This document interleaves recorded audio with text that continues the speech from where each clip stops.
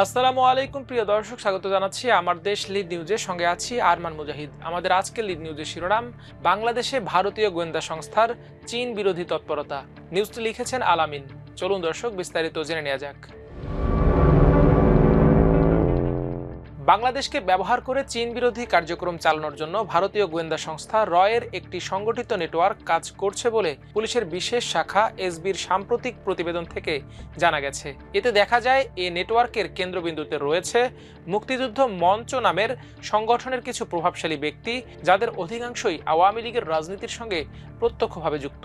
বাংলাদেশের মানুষ চীনের উইঘুরের মুসলমানদের প্রতি সহানুভূতিশীল। উইঘুরের মুসলমানদের উপর নির্যাতনের প্রতিবাদও করেছেন তারা। ভারতীয় রয়ের পরামর্শে মুক্তিযুদ্ধ মঞ্চ 2018 সালের অক্টোবরের পর থেকে উইঘুর মুসলমানদের প্রতি সহানুভূতির নামে চীনের বিরুদ্ধে প্রচারণা শুরু করে। এ কার্যক্রমে বিপুল অর্থায়ন আসে ভারতীয় গোয়েন্দা সংস্থা রয়ের পক্ষ থেকে।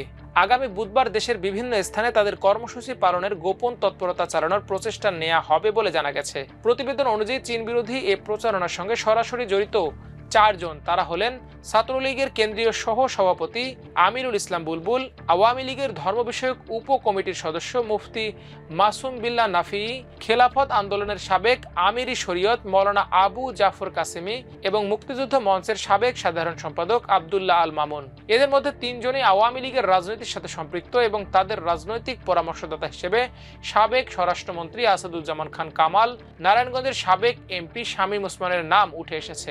বৈষম্য বিরোধী আন্দোলনে ছাত্র জনতার উপর হামলার অভিযোগে আব্দুল্লাহ আল মামুন এখন জেলে রয়েছেন। পুলিশের সূত্রে জানা যায় 2024 সালের 5 আগস্ট শেখ হাসিনার পতনের পর চীন বিরোধী কার্যক্রম আরও জোরদার হয়। বর্তমানে গোয়েন্দা সংস্থাগুলো সংশ্লিষ্টদের উপর কড়া নজর রাখছে।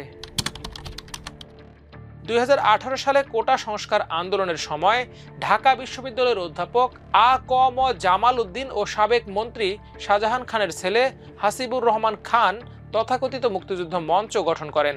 সে বছরের মার্চে ছাত্রলীগের কেন্দ্রীয় কমিটির পদবঞ্চিত নেতা আমিরুল ইসলামকে সভাপতি এবং ছাত্রলীগ নেতা আল মামুনকে সাধারণ সম্পাদক করে ঢাকা বিশ্ববিদ্যালয়ের শাখা গঠন করা হয়। শুরুতে তারা মুক্তিযোদ্ধা কোটা ইস্যুতে সক্রিয় থাকলেও পরবর্তী সময়ে ভারতীয় মদতে উইঘুর মুসলমানদের সমর্থনের নামে মাঠে নামে বিভিন্ন কর্মসূচি নিয়ে 2020 সাল থেকে উইঘুরদের সমর্থনে ঢাকায় একের পর এক সমাবেশ, মানববন্ধন ও বিক্ষোভ করলেও তাদের উদ্দেশ্য চীনের বিরুদ্ধে মানুষকে খেপিয়ে তোলা এবং চীনের সঙ্গে সম্পর্ক নষ্ট করা।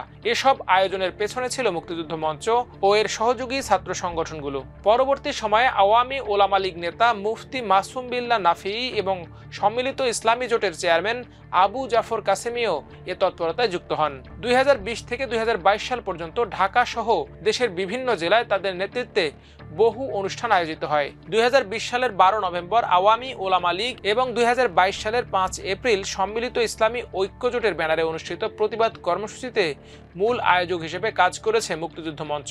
চীনা দূতাবাস সে সময় এ বিষয়ে উদ্বেগ প্রকাশ করে আওয়ামী লীগ সরকারের বেশ কয়েকজন মন্ত্রীর সঙ্গে যোগাযোগ করে। এরপর 2023 সালের মে মাসে মুক্তিযুদ্ধ মঞ্চের সভাপতি ও সাধারণ সম্পাদককে নৈতিক ও সাংগঠনিক অসঙ্গতির দায়ে বহিষ্কার করা হয়। তবে বিস্ময়কর বিষয় হলো, যে বছর আমিরুল ইসলাম বুলবুল ও আল মামুন বহিষ্কৃত হন সেই বছরই চীনের বিরুদ্ধে সবচেয়ে বেশি কার্যক্রম দেখা যায়। সেই সময় থেকে সম্মিলিত ইসলামী ঐক্যজোট, আওয়ামী ওলামা লীগ এবং তাদের সহযোগী সংগঠন Bangladesh social activist forum BSAF আয়োজকের দায়িত্ব নেয়। এ সংগঠনগুলোর মাধ্যমে ঢাকা সহ চট্টগ্রাম, নারায়ণগঞ্জ, পঞ্চগড় ও যশোরে ছোট পরিসরে মানববন্ধন ও প্রতিবাদ সমাবেশ অনুষ্ঠিত হয়। প্রতিটি কর্মসূচিতে অংশগ্রহণকারীর সংখ্যা ছিল 25 থেকে 35 জন। এদের মধ্যে অনেকেই অর্থের বিনিময়ে অংশ নিত বলে প্রতিবেদনে উল্লেখ করা হয়েছে।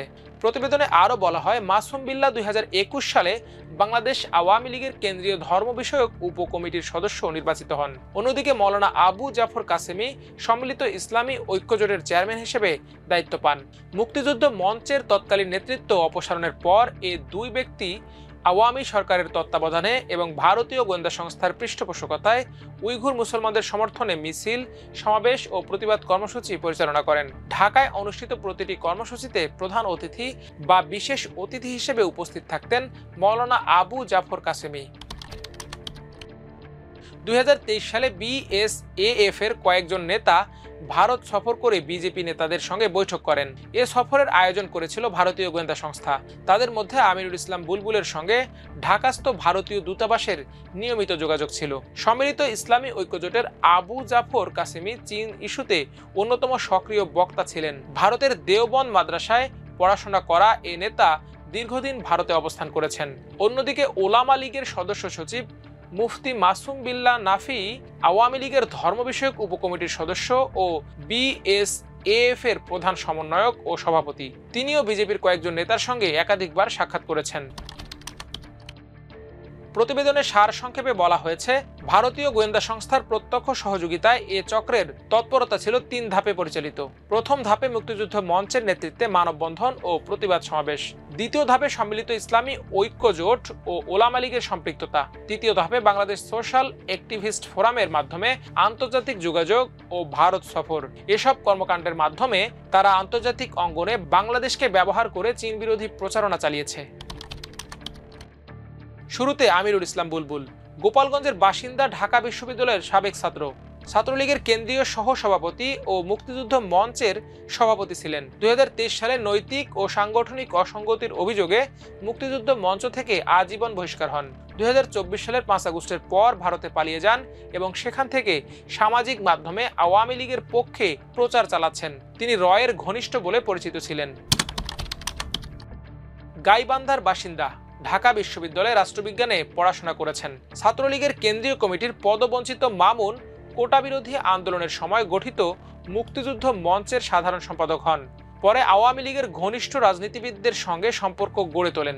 সাবেক ডেপুটি স্পিকার ফজলে রাব্বি মিয়ার এপিএস হিসেবেও কাজ করেছেন মামুন। ভারতের দেওবন্দ মাদ্রাসার সাবেক শিক্ষার্থী ও সম্মিলিত ইসলামী ঐক্যজোটের চেয়ারম্যান। তিনি খেলাফত আন্দোলনের সাবেক নেতা। তিনি ঢাকার একটি মাদ্রাসায় শিক্ষকতা করেন। আওয়ামী লীগ সরকারের সঙ্গে ঘনিষ্ঠ ছিলেন। চীনের উইঘুর সমর্থনমূলক সভা সমাবেশ, মিছিল ও বিক্ষোভের মাধ্যমে জনমত গঠন করার চেষ্টায় গুরুত্বপূর্ণ ভূমিকা পালন করেন। সন্দ্বীপের বাসিন্দা, আওয়ামী লীগের ধর্ম বিষয়ক উপকমিটির সদস্য ও বিএসএফ এর প্রধান। ধর্মীয় ও সামাজিক ইস্যুতে সক্রিয় থেকে চীন বিরোধী নিয়মিত কর্মসূচি আয়োজন করেছেন। বিজেপি নেতাদের সঙ্গেও তার একাধিক বৈঠকের তথ্য পাওয়া গেছে। ভারতীয় গোয়েন্দা সংস্থার সঙ্গেও তার নিবিড় যোগাযোগ রয়েছে। এসবির প্রতিবেদন বিশ্লেষণে দেখা যায়, বাংলাদেশে চীন বিরোধী আন্দোলনের জন্য গড়ে ওঠা এই নেটওয়ার্ক মূলত ভারতীয় গোয়েন্দা সংস্থার নির্দেশনাতেই পরিচালিত হয়েছে। মুক্তিযুদ্ধ মঞ্চ থেকে শুরু করে ওলামা লীগ ও সামাজিক সংগঠনগুলোর মাধ্যমে তারা দীর্ঘদিন ধরে সাংগঠনিকভাবে এ তৎপরতা চালিয়ে এসেছে। সরকারের পরিবর্তনের পর তাদের কার্যক্রম আরও সক্রিয় হয়ে উঠেছে, যা বর্তমানে নিরাপত্তা সংস্থার কঠোর নজরদারিতে রয়েছে। প্রতিবেদনে যে 4 জনের বিরুদ্ধে অভিযোগ এসেছে তাদের মধ্যে মুক্তিযুদ্ধ মঞ্চের কেন্দ্রীয় কমিটির সাধারণ সম্পাদক আব্দুল্লাহ আল মামুন কারাগারে থাকায় তার সঙ্গে যোগাযোগ করা যায়নি। প্রচারণার সঙ্গে জড়িত ছাত্রলীগের সাবেক সহসভাপতি আমিনুল ইসলাম বুলবুলের মোবাইলে একাধিকবার ফোন করেও তা বন্ধ পাওয়া যায়। এই বিষয়ে জানতে চাইলে মৌলানা আবু জাফর কাসেমি জানান, আমি চীনের বিরুদ্ধে প্রচারণার সঙ্গে জড়িত নই। উইঘুর মুসলমানদের ওপর নির্যাতনের প্রতিবাদ করেছি। তিনি ভারতের দেওবন্দ মাদ্রাসায় পড়ালেখা করেছেন বলেও জানান। আওয়ামী লীগের ধর্ম বিষয়ক উপকমিটির সদস্য মুফতি মাসুম বিল্লাহ নাফি এ বিষয়ে জানান, আমি কোনো চীন বিরোধী প্রচারণার সঙ্গে জড়িত নই। তবে তার ব্যাকগ্রাউন্ড জানতে চাইলে তিনি অসংলগ্ন কথা বলেন। এ প্রতিবেদনের বিষয়ে বিস্তারিত জানতে পুলিশের বিশেষ শাখার একাধিক ঊর্ধ্বতন কর্মকর্তার সঙ্গে যোগাযোগ করা হয়। তবে এই বিষয়ে গণমাধ্যমে বক্তব্য দেওয়ার অনুমতি না থাকায় কেউ মন্তব্য করতে রাজি হননি। এ বিষয়ে নিরাপত্তা বিশেষজ্ঞ এয়ার কমডোর অবসরপ্রাপ্ত ইশফাক ইসলাহি চৌধুরী আমার দেশকে জানান, এক দেশের নাগরিক হয়ে অন্য দেশের এজেন্ডা বাস্তবায়ন করা অপরাধ। এতে 2 দেশের পারস্পরিক সম্পর্কে আস্থার সংকট তৈরি হয়। এসব কাজ দেশদ্রোহিতার শামিল। দর্শক, আজ এই পর্যন্তই। সবাই ভালো থাকুন, সুস্থ থাকুন, থাকুন আমার দেশের সঙ্গে। আল্লাহ হাফেজ।